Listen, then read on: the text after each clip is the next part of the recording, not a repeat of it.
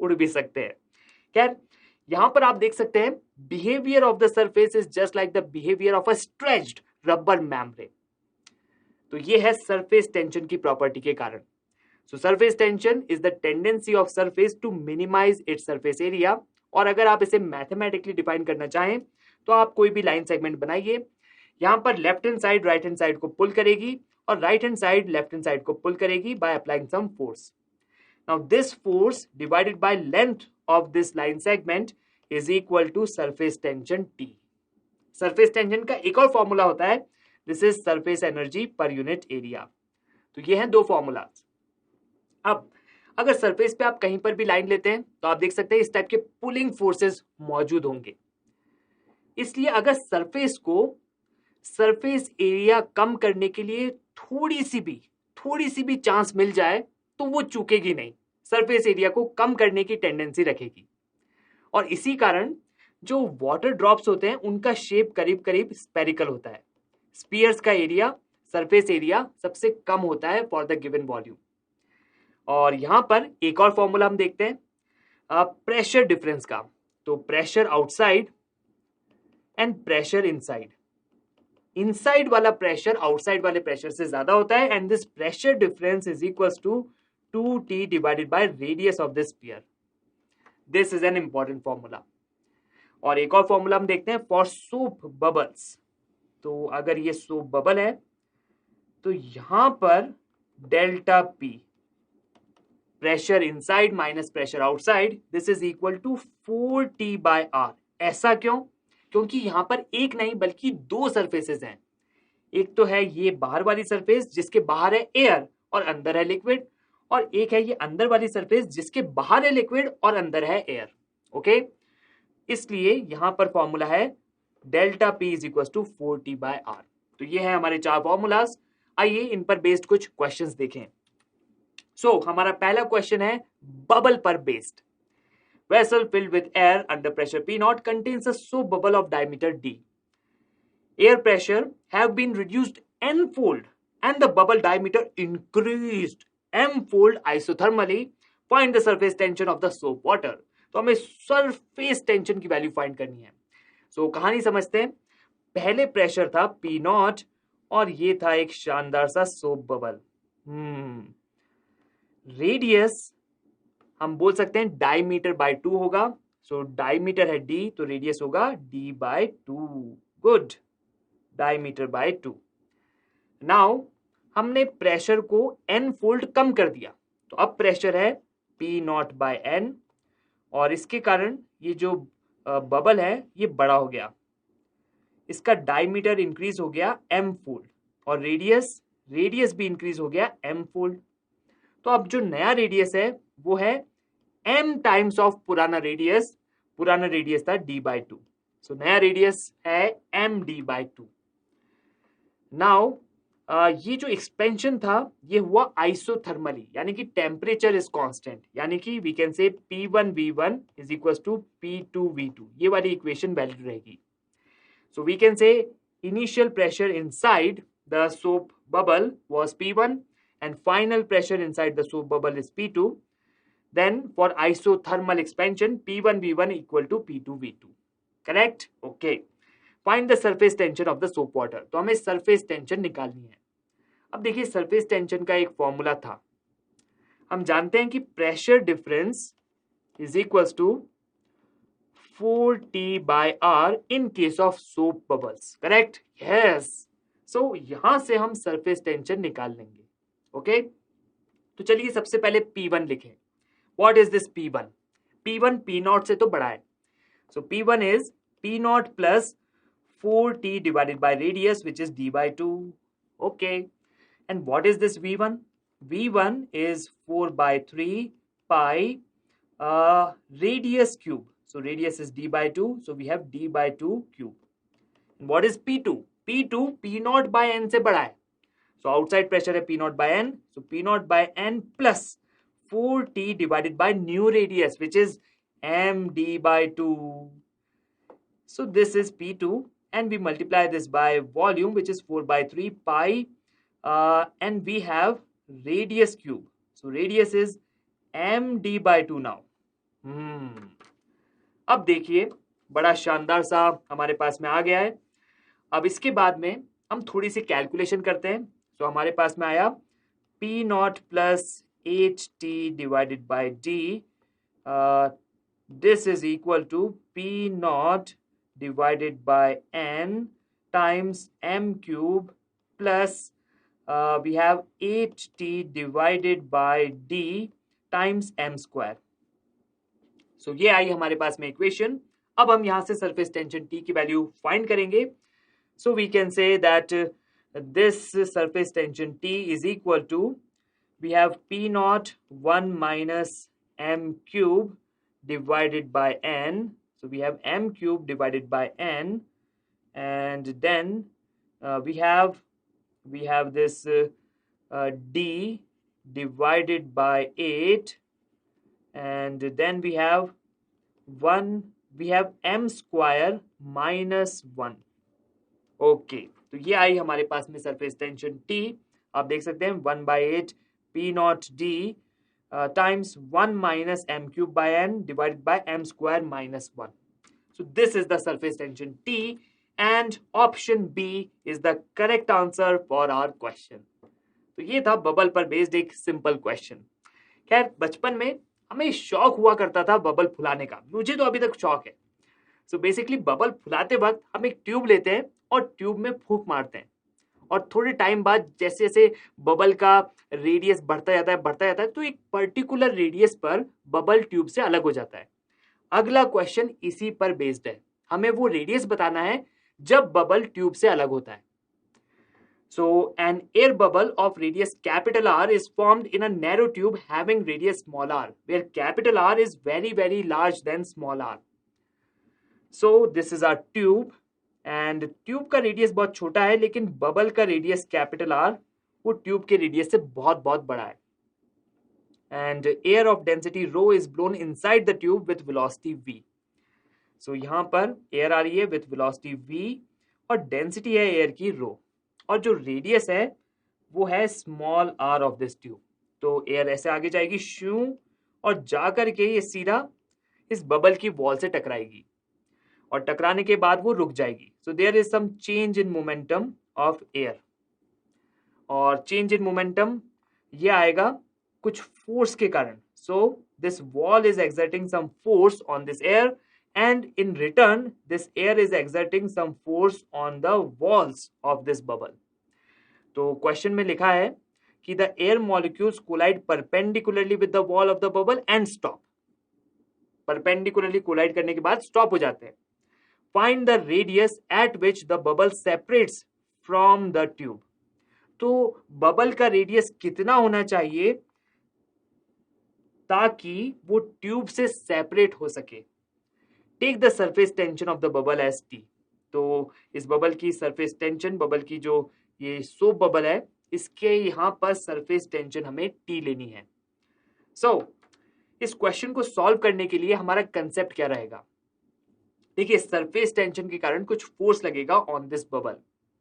तो बेसिकली यहां पर कुछ फोर्सेस लगते रहेंगे, और इन फोर्सेस का एक नेट कंपोनेंट होगा which is along the tube.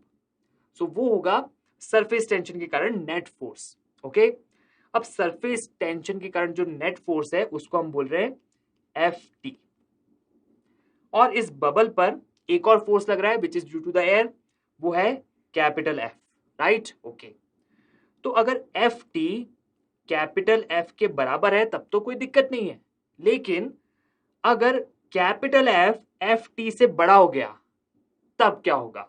Well, तब ये बबल सेपरेट हो जाएगा फ्रॉम दिस ट्यूब।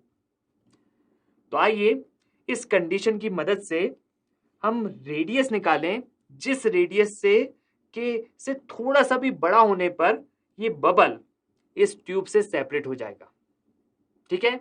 ओके, अब इस क्वेश्चन को सॉल्व करने के लिए सबसे पहले हमें इस F की वैल्यू पता होनी चाहिए। तो हम इस वाले F को छोड़ते हैं, दूसरे वाले F पे आते हैं जो कि नेगेटिव डायरेक्शन में है। ओके, तो ये वाला F होगा which is on the air, this is equal to delta P by delta T, right? Okay, अब डेल्टा P क्या है? देखिए फाइनल मोमेंटम ऑफ एयर वो तो जीरो है, so we can say final momentum is 0 and initial momentum वो हम लिख सकते हैं, यहां पर जो हम एलिमेंट ले रहे हैं उसकी लेंथ मान लेते हैं delta x. So mass times velocity. So mass कितना होगा? मास होगा डेंसिटी टाइम्स वॉल्यूम, और वॉल्यूम होगी pi are square times delta x.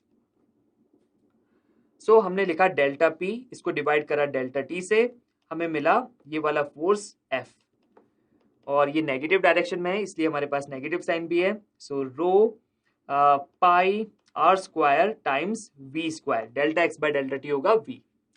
So we get this force f, और इसका जो रिएक्शन है on the walls of this soap bubble is rho pi are square times v square.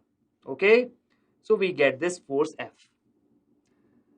अब हमें निकालना है सरफेस टेंशन के कारण फोर्स. तो आइए उस पर जरा ध्यान दें. हमारे पास में है सोप बबल, और सोप बबल में सिर्फ एक सरफेस नहीं होती, दो सरफेस होती है. सो आप ध्यान दीजिए, यहां पर ये है हमारी tube of radius small R. This radius is small R. Fine. अब देखिए यहां पर हमने बनाई surface 1, okay, and this is surface 2. Fine. How awesome is that. और अब हम लेते हैं एक छोटा सा element. So our element is like this. Wow, इसकी लेंथ है dl. अब देखिए फोर्स क्या होगा. क्योंकि हमारे पास में दो सरफेसेस हैं इसलिए हम इस एलिमेंट पर फोर्स बनाएंगे twice of T dl. Okay, yes. और ये वाला जो एंगल है इसको हम बोल रहे हैं थीटा. सो बेसिकली इस फोर्स के दो कंपोनेंट होंगे. एक कंपोनेंट होगा towards the centre like this, और एक कंपोनेंट होगा towards this tube, along this tube. तो सेंटर की तरफ वाले जो जो कंपोनेंट होंगे, अगर हम इंटीग्रेशन परफॉर्म करेंगे पूरे के पूरे सर्कल पे, तो सेंटर की तरफ वाले जो जो कंपोनेंट्स होंगे वो तो सब कैंसिल हो जाएंगे, लेकिन अलोंग द ट्यूब वाले सारे कंपोनेंट्स ऐड हो जाएंगे.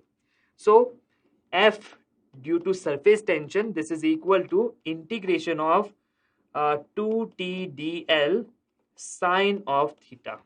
Correct? Okay, understood. Perfect. And we can say this is equal to 2t and integration of dl कितना होगा? वो होगा 2 pi small r and then we have sine theta. अब देखिए साइन थीटा को लिखने का तरीका क्या है.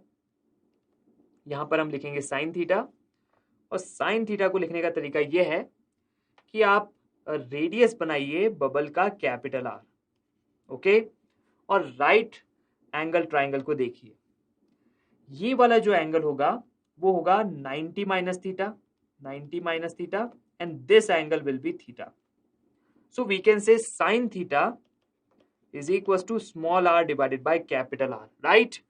तो हम यहां पर लिखेंगे sine theta it is small R by capital R. ये है force due to surface tension. इसको प्यार से आप लिख सकते हैं 4t pi are square divided by capital R. This is force due to surface tension. Okay, 4t pi are square divided by capital R. अब आइए पीछे चलें. हमने बोला कि ft which is 4t pi small r square divided by capital R should be less than capital F, and capital F was rho pi r square v square. So pi r square तो cancel हो गया and we will get the value of capital R. So capital R कितना आएगा? We can see that we are getting capital R. Capital R को हम यहां लिखते हैं. Capital R must be greater than we have 4t divided by rho V square. This is capital R. 4t divided by rho V square. Capital R हमारे पास में आ गया. So option A इस क्वेश्चन का सही आंसर होना चाहिए. सो एक बार रिवाइज करते हैं हमने कैसे सॉल्व करा. हमने एक छोटा सा एलिमेंट लिया और हमने बोला यहाँ पे दो सरफेसेस हैं, इस कारण उस छोटे से एलिमेंट पर फोर्स लगेगा 2dl।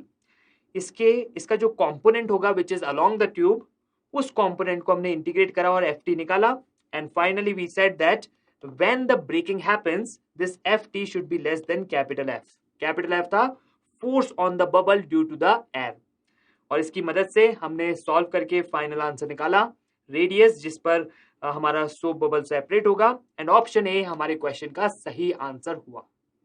So awesome.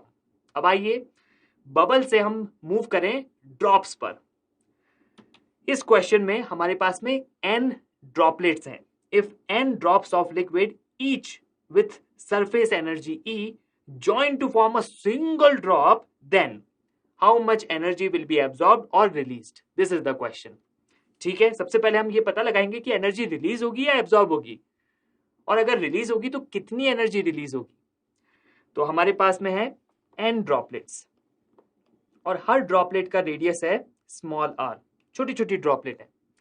अब एक सिंगल ड्रॉपलेट की एनर्जी हमें गिवन है which is 4 pi are square surface area times surface tension T। तो ये जो एनर्जी है E, ये हमें गिवन है क्वेश्चन में। This energy is E of a single small droplet. और अगर आप टोटल इनिशियल एनर्जी की बात करेंगे तो हमारे पास में n ड्रॉपलेट्स हैं, so total initial surface energy is equal to n times of E, so n times of 4 pi are square times T। Fine, okay. अब हम निकालते हैं फाइनल सरफेस एनर्जी। तो फाइनली सारी की सारी ड्रॉपलेट्स कंबाइन हो गई, हमें मिली एक बड़ी ड्रॉप जिसका रेडियस है कैपिटल R, बड़ा रेडियस। नाउ जो फाइनल एनर्जी है E final is equal to 4 pi capital R square times surface tension T। Correct, okay. अब कैपिटल R को हम निकालते हैं स्मॉल r के टर्म्स में। कैसे निकालें? हम वॉल्यूम कंजर्व करेंगे। तो इस टाइप के क्वेश्चन में आप वॉल्यूम कंजर्व कर सकते हैं। टोटल इनिशियल वॉल्यूम थी n times of 4/3 pi r cube, और फाइनल टोटल वॉल्यूम है 4/3 pi capital R cube. So capital R is equal to n⁻⁴ times small r। और यहां से हम E फाइनल निकालेंगे। E फाइनल आप देख सकते हैं ये आएगी 4 पाई, अब कैपिटल R स्क्वायर की जगह हम लिखेंगे n⁻² times small r square, और उसके बाद सरफेस टेंशन T से मल्टीप्लाई करेंगे। अब देखिए यहां पर इनिशियल सरफेस एनर्जी में हमारे पास में n था, और फाइनल सरफेस एनर्जी में हमारे पास में है n⁻² जो कि n से छोटा है। तो बताइए फाइनल सरफेस एनर्जी ज्यादा है या इनिशियल सरफेस एनर्जी ज्यादा है? इनिशियल सरफेस एनर्जी ज्यादा है। इसका मतलब यहां पर एनर्जी रिलीज हुई है। तो जब छोटे छोटे ड्रॉपलेट्स कंबाइन होंगे और बड़ा ड्रॉपलेट बनाएंगे तो एनर्जी रिलीज होगी। Exactly. So energy released, E release, REALEASED, this is equal to E initial minus E final, and this is equal to 4 pi R square times surface tension T times, in brackets we have n minus n⁻²/3. Okay, and we can say that एक छोटे droplet की energy थी 4 pi R square times T, so we can say E released is E times n minus n⁻²/3. Oh, so this is how we solve this question. Yes. Now let's see the options. Option A, some energy will be released in this process, तो ये सही है। And option C, the energy released or absorbed will have the value E times n minus n⁻²/3. This is also correct. So option C is also true. So A and C both are the correct answers for this question. Now let's move on. Move on होने से पहले आप ये देखिए एक practical demonstration. So यहाँ पर दो छोटे छोटे ड्रॉपलेट कंबाइन हो रहे हैं और सरफेस एनर्जी कम हो रही है। अब वो जो सरफेस एनर्जी कम हुई है वो रिलीज हुई है, और वो किस फॉर्म में रिलीज हुई है? आप देख सकते हैं जो बड़ा ड्रॉप बना वो कूद गया। सो ये जंपिंग एनर्जी कहां से आई? ये आई आखिर रिडक्शन ऑफ सरफेस एनर्जी से। सो टोटल एनर्जी कंजर्व रहेगी। हमारे पास में जो कूदने की एनर्जी है वो आई है from the decrease in surface energy से। वाह, कभी कभी ये टेम्परेचर भी इंक्रीज कर सकती है वाटर का, और जिस भी लिक्विड से ड्रॉप बनी है उसका। Now let's move on to this question, which is very interesting question based on capillary rise. अगर आपने इस क्वेश्चन को सॉल्व कर लिया तो आप कैपिलरी राइज वाले करीब करीब सारे क्वेश्चनों को सॉल्व कर सकते हैं. So a glass capillary tube is of the shape of truncated cone with an apex angle alpha. तो यहां पर अगर आप एक्सटेंशन करें तो आपको कोन जैसी शेप मिलेगी और ये जो एपेक्स एंगल है this is alpha. So that the two ends have cross sections of different radii. तो यहाँ पर दोनों ends का cross section अलग अलग है. When dipped in water vertically, water rises in it to a height h, where the radius of the cross section is b. यहाँ पर radius of the cross section b है. If the surface tension of water is s, its density is rho, and its contact angle with the glass is theta, the value of h will be. तो हमें ये height of capillary rise find करनी है. This is the question. कितना शानदार question है. ऐसी capillary तो देखने को मिलती नहीं है. अब देखिए इस क्वेश्चन को हम बड़े स्टैंडर्ड वे में अप्रोच करेंगे. सबसे पहले ये जो मेनिस्कस है इस पे ध्यान दीजिए. इसको आप एक बड़े सारे स्पीयर का पार्ट मान सकते हैं. Right. Okay. So this is the part of a big sphere. अब देखिए मेनिस्कस की एक साइड है एयर और वहां पर प्रेशर है P नॉट. तो ये स्पीयर के अंदर वाला पार्ट हुआ. और मेनिस्कस के दूसरे साइड क्या है? दूसरे साइड है लिक्विड. यहां पर प्रेशर हमने मान लिया P1, just on the boundary of meniscus. Okay. Yes. अब देखिए अगर आपके पास में पूरा का पूरा वाटर लबालब होता और बीच में एक एयर बबल होता तो एयर बबल के अंदर वाला प्रेशर आउटसाइड वाटर के प्रेशर से ज्यादा होता है. अंदर वाला प्रेशर ज्यादा होता है. तो यहां पर अगर आप इमेजिन कर सकते हैं कि बाहर लिक्विड है और अंदर है air. So we can say P naught अंदर वाला प्रेशर माइनस बाहर वाला pressure P1. This is equal to 2T divided by capital R, where capital R is the radius of curvature of this meniscus. ये इस imaginary sphere का radius हुआ capital R. Fine. Yes. Good. So this is the equation. अब देखिए trick. यहां पर हमने जो प्रेशर P1 बनाया उससे h डिस्टेंस नीचे हमने एक और पॉइंट लिया. यहां पर प्रेशर कितना होगा? वेल आप बोलेंगे हम हाइड्रोस्टैटिक्स पढ़ चुके हैं तो यहां पर प्रेशर होगा P1 प्लस रो GH. कमाल कर दिया. यही प्रेशर होगा. अब देखिए हाइड्रोस्टैटिक में अगर हमारे पास में एक नॉन एक्सेलरेटिंग लिक्विड होता है तो वहां पर सेम लेवल पर सेम प्रेशर होता है. राइट. ओके. तो हम बाहर आए इस कैपिलरी ट्यूब के और सेम लेवल पर एक और पॉइंट लिया ऑन दिस लिक्विड और ये वाला जो पॉइंट है ये पॉइंट है in contact with the atmosphere. तो यहां पर प्रेशर होगा P naught. Okay. So this pressure is P naught. Oh. So we can say that P1 plus rho GH this is equal to P naught. क्योंकि दोनों point same level पर हैं इसलिए हम बोल सकते हैं कि H is equal to P naught minus P1 divided by rho G. And P naught minus P1 ये था 2T by R. So this is 2T divided by rho GR. इस तरीके से हम H फाइंड कर लेंगे. अब हमें कैपिटल R फाइंड करना पड़ेगा in terms of B to get the final answer. तो चलिए कैपिटल R फाइंड करें. अब आप इमेजिन करिए ये कोन लाइक शेप.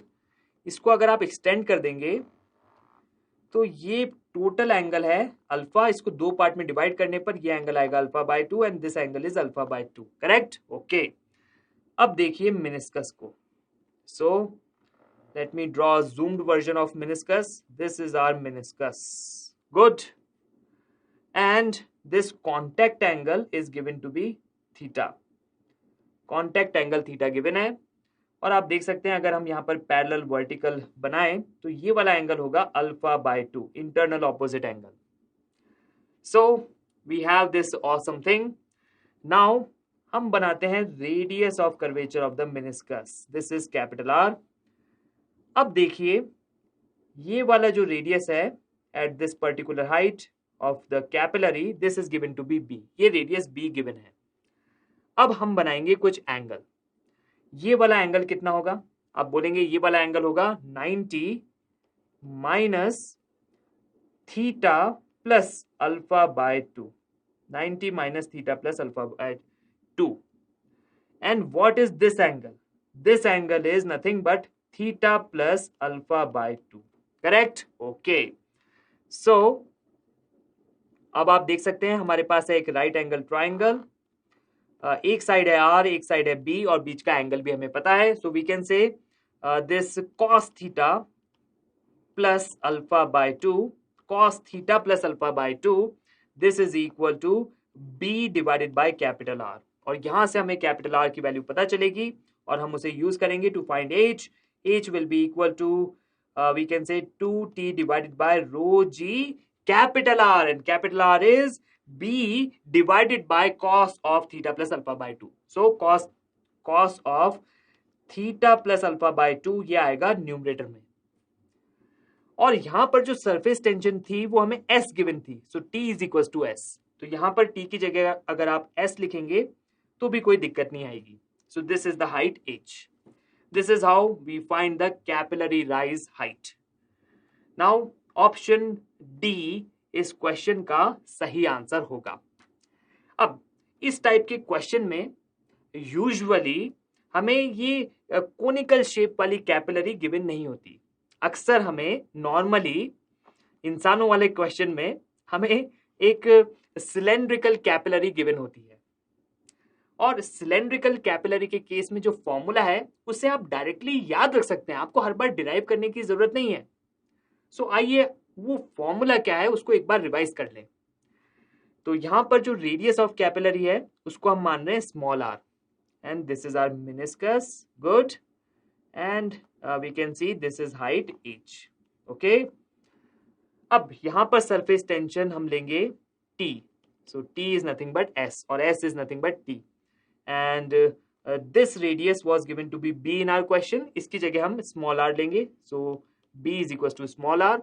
और हम जो बात कर रहे हैं अल्फा की, this angle was given to be alpha. Okay. लेकिन यहां पर तो सब कुछ पैरेलल है तो यहां पर अल्फा होगा 0. ओके. सो सिलेंडर वाले केस में अल्फा होगा 0. So alpha is equal to 0. अब क्या फॉर्मूला हुआ, तो इसी फॉर्मूलाज में वैल्यू पुट करेंगे तो हमारे पास में आएगा h is equal to 2t divided by rho G small r, और ऊपर आएगा cos of theta. Okay. Theta is the angle of contact. तो ये है फॉर्मूला, इसे आपको याद रखना है.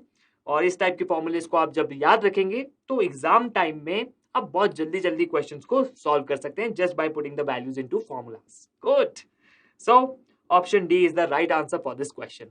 अब मैं आपको एक प्रैक्टिकल डेमोन्स्ट्रेशन दिखाता हूं.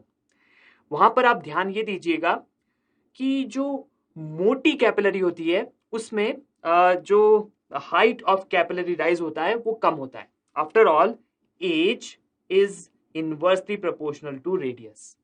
तो जो कैपिलरी मोटी होगी उसका रेडियस बड़ा होगा. सो वहां पर हाइट ऑफ कैपिलरी राइज कम होगा, और जो पतली होगी उसमें बड़े लंबे हाइट तक कैपिलरी राइज हमें दिखेगा. So this is how we can see capillary rise. अब दो ट्यूब लेते हैं. ये वाली ट्यूब है नैरो और यहां पर बड़े हाइट तक कैपिलरी राइज है. ये है शैलो और यहाँ ये है मोटी. जो दूसरी ट्यूब थी वो थी मोटी. एक और बार देखते हैं उसे. ये वाली ट्यूब है मोटी. देखिए यहां पर कम हाइट तक कैपिलरी राइज हुआ है. Okay.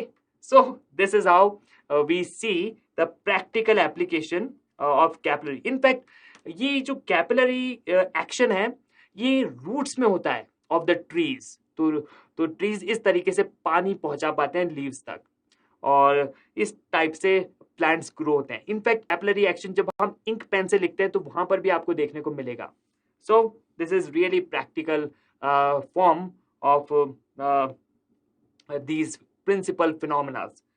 So a metal sphere of radius 1 mm and mass 50 milligram falls vertically in glycerine. तो ग्लिसरीन में हमने एक मेटल स्पीयर को छोड़ दिया तो वो स्पीयर फॉल होने लगेगा. The viscous force exerted by the glycerine on the sphere when the speed of the sphere is 1 meter per second is. तो जब उसकी स्पीड 1 मीटर पर सेकेंड होगी तब विस्कस फोर्स कितना होगा. हमें coefficient of viscosity 8 points given है. सो this is a straightforward question based on Stokes law. Viscous force is equals to 6 by eta RV. ये फॉर्मूला हमें याद रखना है. आइए वैल्यूज पुट करें. Viscous force is equal to 6 into 3.14 into we have eta. अब poise जो है वो है सीजीएस यूनिट. अगर आप एसआई यूनिट में कन्वर्ट करना चाहते हैं तो आपको लिखना पड़ेगा 0.8 newton second per metre square, something like that. So यहां पर आपको 10⁻⁻1 से मल्टीप्लाई करना होगा to get this into SI unit. तो सीजीएस यूनिट से एसआई यूनिट में कन्वर्ट करने के लिए हमें 10⁻⁻1 से मल्टीप्लाई करना होता है. Now we multiply this thing by r. R is given to be 1 mm or 10⁻³ meter, and we have this velocity v as 1 meter per second. Calculate करने पर आपके पास आएगा 1.5 into 10⁻⁻4. This is the viscous force. Correct? So we can just mark option B as the correct answer for this question. अब चलिए एक और question देखें based on viscosity. A horizontal plate 10 centimeter by 10 centimeter moves on a layer of oil of thickness 4 mm with constant speed 10 centimeter per second. The coefficient of viscosity of the oil is 4 poise. The tangential force applied on the plate to maintain the constant speed of the plate is. तो कहानी बड़ी शानदार है. हमारे पास में थी एक प्लेट, जिस प्लेट को हम मूव करा रहे थे with some velocity v on oil. तो अब हम ऑयल बनाते हैं. अब देखिए ऑयल की एक लेयर कांटेक्ट में है विद दिस प्लेट, तो उस लेयर की वेलोसिटी होगी v, प्लेट की वेलोसिटी के बराबर. और ऑयल की एक लेयर है in contact with the ground, ground है रेस्ट पे, तो वहां पर वेलोसिटी होगी 0. तो अगर आप अलग अलग लेयर्स को देखें तो वहां पर वेलोसिटी अलग अलग होंगी. ओके, तो हमें मिल रहा है कुछ वेलोसिटी ग्रेडियंट. वेलोसिटी ग्रेडियंट होता है dv/dz, और इस केस में हम इसे लिखेंगे delta we by delta Z, और इसको आप देख सकते हैं this is v minus 0 divided by इस टोटल लेंथ को हम l ले रहे हैं तो इसको हम l से डिवाइड कर देंगे. Fine, okay. अब यहां पर कुछ वेलोसिटी ग्रेडियंट है, तो आप देख सकते हैं लेयर्स के बीच में कुछ रिलेटिव मोशन है. इस कारण यहां पर विस्कस फोर्स डेवलप होगा, और जो हमारा ये जो ऑब्जेक्ट है इस पर विस्कस फोर्स लगेगा in the opposite direction of the velocity, so this is viscous force Fv. अब अगर आप इस प्लेट को कांस्टेंट वेलोसिटी से मूव कराना चाहते हैं तो इसका एक्सप्रेशन 0 होना चाहिए, और एक्सप्रेशन 0 तब होता है जब नेट फोर्स 0 होता है. तो नेट फोर्स 0 करने के लिए हमें एक एक्सटर्नल फोर्स को अप्लाई करते रहना पड़ेगा. This is our external force F. Okay, अब विस्कस फोर्स का फॉर्मूला होता है minus eta A dv/dz, where a is the area of the plate, eta is the coefficient of viscosity, और negative sign इसलिए क्योंकि विस्कस फोर्स वेलोसिटी के opposite direction में है. So our external force capital F, ये तो positive direction में होगा, वेलोसिटी के अलोंग होगा, तो इसको हमने लिखा eta which is 4 poise. So we have this 4 poise, and चलिए हम CGS यूनिट में ये आंसर निकालें. A है 10 centimetre bye 10 centimetre which is 100, and we have dv/dz, so this is v by l. What is v? V is given to be 10 centimeter per second, and l is given to be 4 mm or 0.4 centimeter. तो हमारे पास में आ गया 10⁻⁴ डायन, dyne. so 10⁻⁴ डायन, option B हमारे question का सही आंसर होगा. so this was the question on viscosity. अब आइए एक और क्वेश्चन देखें. इस क्वेश्चन में हम टर्मिनल वेलोसिटी की बात करेंगे. A sphere of brass released in long liquid column attains terminal velocity v0. तो हमने एक ब्रास के स्फीयर को छोड़ दिया लिक्विड में, थोड़े टाइम बाद वो टर्मिनल वेलोसिटी अटेन करता है. वो टर्मिनल वेलोसिटी गिवन है v0. If the terminal speed is attend by the sphere of the marble of same radius and released in the same liquid is n times v0, then the value of n will be.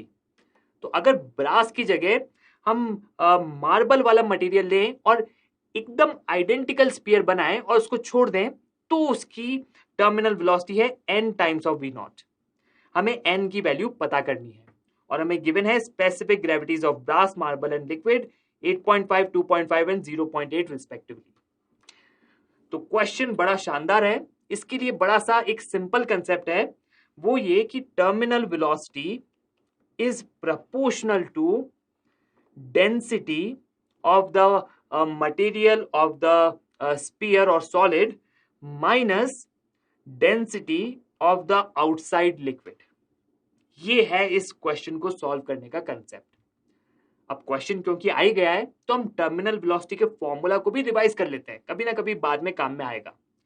So we can just release this sphere, it goes down, और जैसे से नीचे जाता है तो आप देख सकते हैं कुछ लेयर्स के बीच में फ्रिक्शन होगा और फाइनली यहाँ पर विस्कस फोर्स भी होगा। सो एक इक्विलिब्रियम सिचुएशन तब आएगी जब net force on the sphere zero होगा और वहां पर एक्सेलरेशन भी जीरो हो जाएगा क्योंकि ऑब्जेक्ट इक्विलिब्रियम में होगा, and velocity will be constant. वो वाली वेलोसिटी होगी टर्मिनल वेलोसिटी।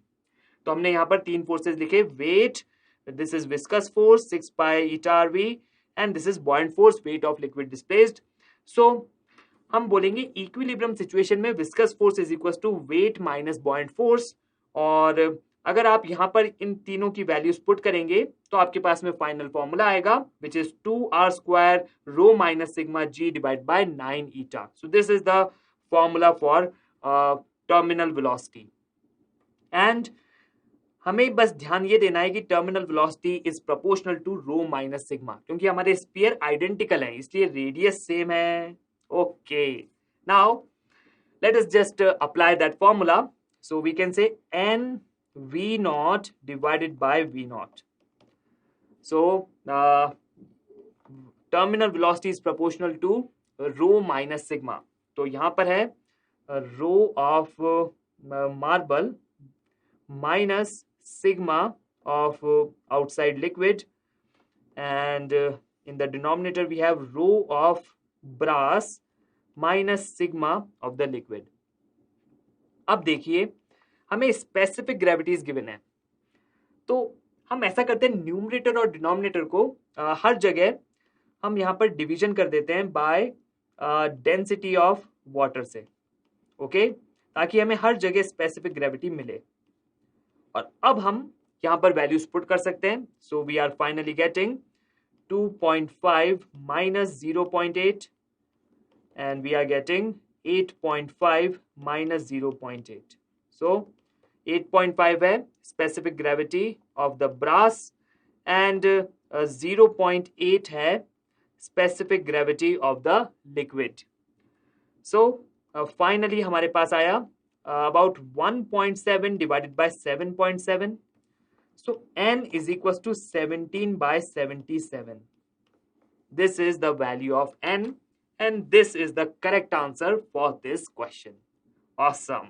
तो हमने ऑप्शन बी को सही आंसर मार्क करा। नाउ टर्मिनल वेलोसिटी पर बेस्ड एक और क्वेश्चन को देखते हैं। अब आप जानते हैं viscous force this is equal to -6 pi eta R we.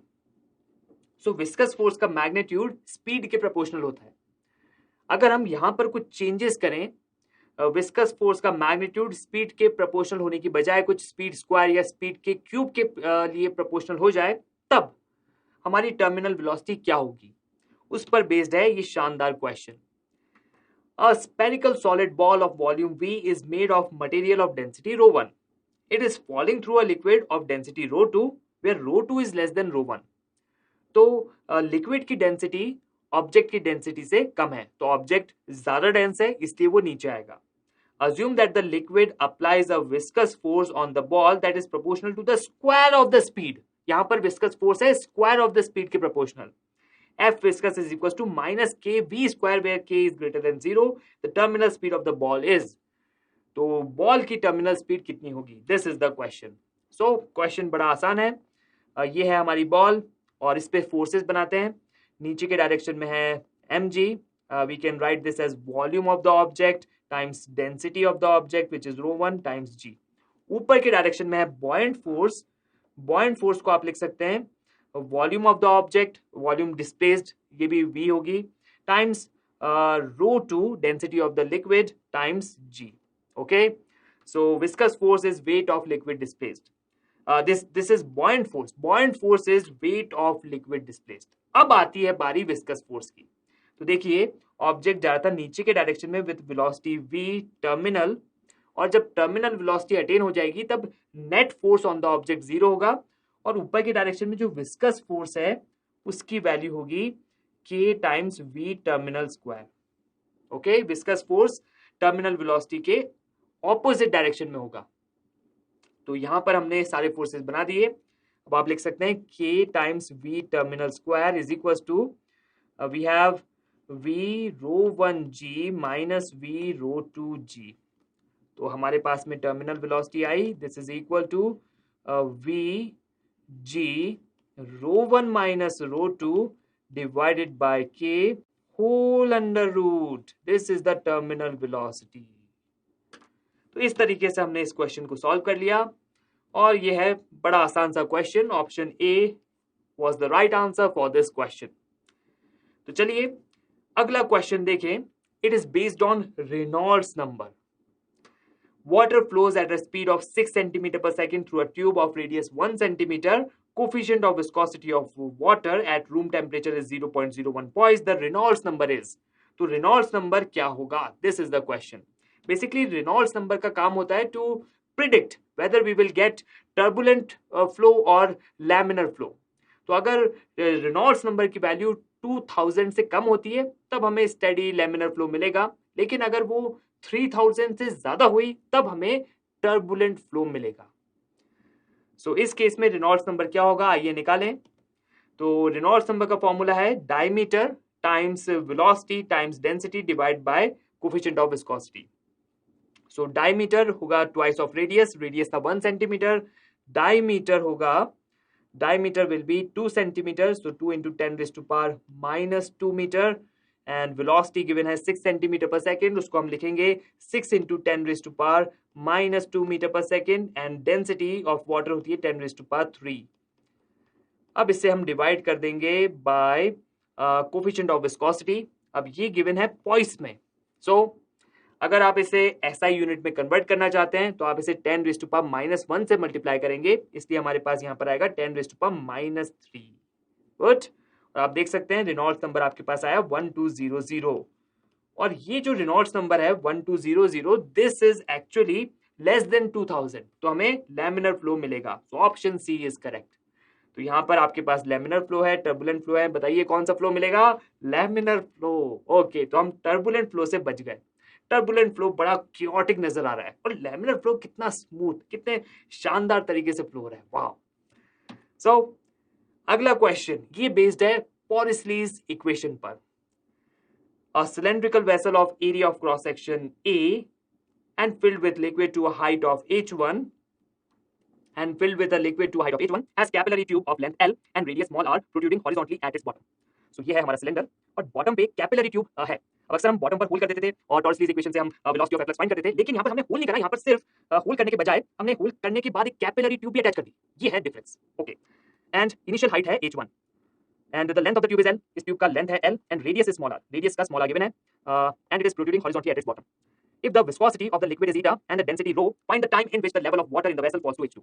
तो water का level h1 से h2 तक आने में कितना टाइम लगेगा? This is the question. Understood the question? Yes. अब देखिए ये वाला क्वेश्चन बेस्ड है पॉरिस्लीज इक्वेशन पर। वो वाली इक्वेशन हमें देती है volume flow rate. So volume flow rate dv by dt is equal to pi times p is the pressure difference across the tube times r raised to power 4 divided by 8 eta L. Okay, तो आप बोल सकते हैं कि volume flow rate is proportional to pressure difference divided by length of the tube and volume flow rate is proportional to radius raised to power 4। तो इन सब चीजों को आप याद रख सकते हैं। Okay, now let us see what is the pressure difference over here. तो ट्यूब के एक साइड जब हम यहाँ पर सिलेंडर के अंदर हैं तो यहाँ पर प्रेशर है, अगर आप जनरल हाइट h लें तो यहाँ पर प्रेशर है P0 प्लस रो जी एच, और इस ट्यूब के दूसरे साइड यहाँ से लिक्विड निकल रहा है, यहाँ पर प्रेशर है P0। तो प्रेशर डिफरेंस कितना हुआ? प्रेशर डिफरेंस हुआ रो जी एच। वाह, आइए यहाँ पर P की जगह रो जी एच लिखें, P is equal to rho G H. अब dv by dt क्या है? Volume flow rate, d capital V by dt, volume flow rate. यहाँ पर वॉल्यूम डिक्रीज हो रहा है विद टाइम, तो आप देख सकते हैं कि हाइट डिक्रीज हो रही है with time, so we can say this is area A times minus dh by dt। ये है volume flow rate. Okay, so आइए यहाँ पर वैल्यूज पुट करें और फाइनल आंसर निकालें। So minus a dh by dt is equal to pi times rho G H times r raised to power 4 divided by 8 eta L। अब हमें dt को दूसरी साइड लेके जाना है, h को डिनोमिनेटर में लेकर जाना है और इंटीग्रेशन वगैरह परफॉर्म करके फाइनल आंसर फाइंड करना है। तो इंटीग्रेशन है, सांप वगैरह आएंगे, अब डरिए मत। So integration of dh by h and on other side we have integration of dt and we have some terms. हमारे पास कुछ टर्म्स हैं, वहां पर हमारे पास में है minus sign on this side and we have some terms. तो हमारे पास में है area A times 8 eta L divided by pi rho g r raised to power 4। So limits from 0 to t and from h1 to h2। So हमारे पास में time आया t is equal to 8 eta L A divided by pi rho g r raised to power 4 times ln h1 by h2। So this is the time. इतने time में h1 level से h2 level आ जाएगा। So we can just go and mark option A as the correct answer for our question. तो आइए देखें हमारे discussion का last question. When water flows at a rate q through a tube of radius small r placed horizontally, a pressure difference P develops across the ends of the tube. If the radius of the tube is doubled and the rate of flow is half, the pressure difference will be. तो हमने volume flow rate आधी कर दी and radius को double कर दिया. तो हमें बताना है कि नया प्रेशर डिफरेंस कितना होगा. पुराना प्रेशर डिफरेंस P था, नया प्रेशर डिफरेंस कितना होगा in terms of P. This is the question. So हम फॉर्मूला जानते हैं. Volume flow rate is equal to pi P is the pressure difference R is to power 4 divided by 8 eta L. अब ये तो पुराना volume flow rate था, इसको हमने बोला Q. अब जो नया वॉल्यूम फ्लो रेट है वो है Q by 2. This is equal to pi times pressure difference हमने लिया P डैश एंड रेडियस को हमने डबल कर दिया, तो हमने लिखा 2R raise to power 4 and we divide this by 8 eta L. Okay, length तो सेम रही. तो हमारे पास में दो इक्वेशन आ गई, इक्वेशन 1 एंड इक्वेशन 2. इन दोनों इक्वेशन को सॉल्व करके हम P डैश की वैल्यू फाइंड कर सकते हैं. तो आप देख सकते हैं P dash is coming out to be P divided by 2 raise to power 5. This is equal to P divided by 32. So P dash is equal to P by 32 and option D हमारे question का सही answer होगा. सो ये था हमारे discussion का last question. और आज हमने सरफेस टेंशन रिवाइज करा. हमने बबल वाला फॉर्मूला देखा, हमने सूप बबल वाला फॉर्मूला देखा, हमने ड्रॉप वाला फॉर्मूला देखा, हमने विस्कोसिटी के भी कुछ फॉर्मूलाज देखे. सो आप जानते हैं पॉलिस्लीज इक्वेशन क्या होती है, स्टोक्स लॉ क्या होता है. तो ये सब आज हमने रिवाइज करा. रेनॉल्ड्स नंबर पर भी हमने एक इंपॉर्टेंट क्वेश्चन देखा. सो इस तरीके से हमने आज सरफेस टेंशन एंड विस्कोसिटी को